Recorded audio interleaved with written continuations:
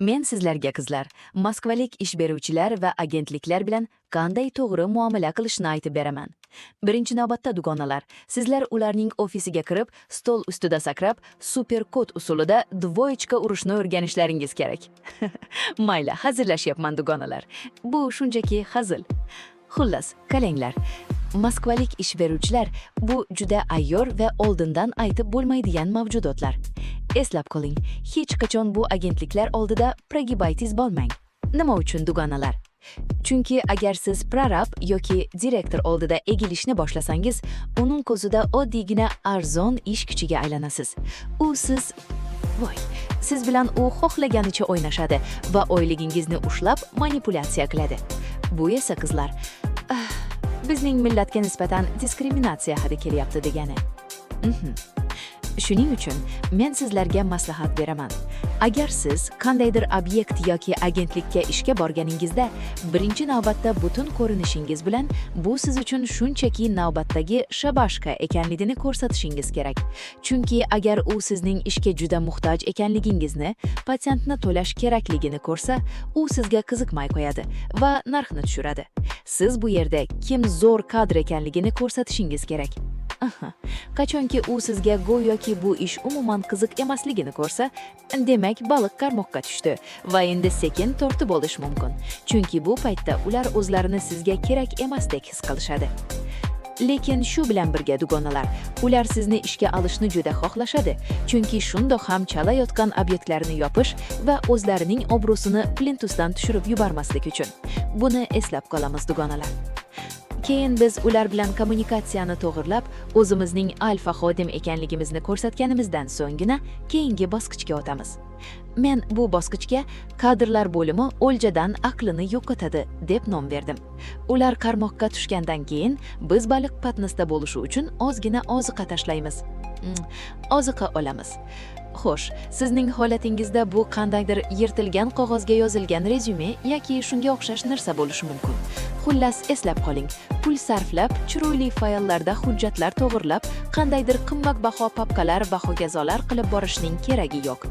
Hech qachon bunday qilmang, chunki siz unga o'z o'rnini ko'rsatib qo'yishingiz kerak. Ular hozircha qo'shnining daftaridan yirtib olingan varaqdagi yozuvdan boshqa narsaga loyiq emas. Shunchaki, bilmadim, u yerga o'zingizni tashlab yubormoqchi bo'lgan, kraska tegib teshik-teshik bo'lib ketgan eski ish formangizni ko'rsatishingiz mumkin. Shunchaki, bilmadim, u yerga o'zingizni tashlab yubormoqchi bo'lgan, kraska tegib teshik-teshik bo'lib ketgan eski ish formangizni ko'rsatishingiz mumkin. Xo'sh, shartli ravishda aytyapman. Ish beruvchi ko'radiki, siz go'yoki ishlashga tayyorsiz, lekin ayni paytda yo'q, chunki uchrashuvga umuman tayyorlanmadingiz. Agar xarajat qilib harakat qilmagan bo'lsangiz, u o'ylaydiki, siz istalgan vaqtda ularni ignor qilib, boshqa yo'lga ketib qolishingiz mumkin va shu orqali unda sizni har qanday narxda ishga olib qolish istagi paydo bo'ladi. Ulkan istak. Keyin esa qizlar, bu bosqichdan o'tganingizdan so'ng shu obyektda ishlamaslikni o'zingiz hal qilasiz. Agar ko'rsangizki, u kompaniya sizga munosib emas, hech qanday ish haqida o'ylashning ham keragi yo'q. Agar ular sizning shartlaringizni eshitib, hamma so'raganingizni so'zsiz va kechiktirmasdan bajarsa, demak bunday joyda ish boshlashga harakat qilib ko'rish mumkin qizlar. Shunda ham dugonalar 100 marta o'ylab ko'ring. Aks holda bu hayotingizdagi eng katta xato oylikka uxlash bo'lishi mumkin. Agar rostdan ham o'sha ish joyi ma'qul bo'lsa, siz haqiqiy alfa mega super puper usta sifatida ularga ishlashni taklif qilasiz. Ular esa ha albatta bizning qutqaruvchimiz deyishadi va shundan so'ng siz ularga aytasiz: bu ishga kirishishdan oldin o'zimning shaxsiy chegaralarimni o'rnatishim kerak. Lekin har holda dugonalar, o'zingizdan ham nimalardir qo'shishingiz mumkin albatta. Birinchi chegara, qizlar, hurmat, majburiy. Hech qanday haqorat, cho'rqa degan gaplar, kamsilish yoki passiv agressiya bo'lmasligi kerak.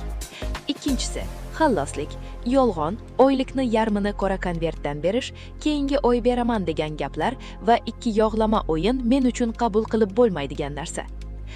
Uchinchisi, shaxsiy hudud. Mening o'z vaqtim, dam olish kunlarim va ishlarim bor. Sababsiz nazorat, kechasi 10 da qo'ng'iroq qilib ishga chaqirishlar qabul qilinmaydi. To'rtinchisi, sadoqat. Mening o'rnimga arzonroq ishchi qidirish, yashirincha boshqalarni intervyu qilish darhol oxiri.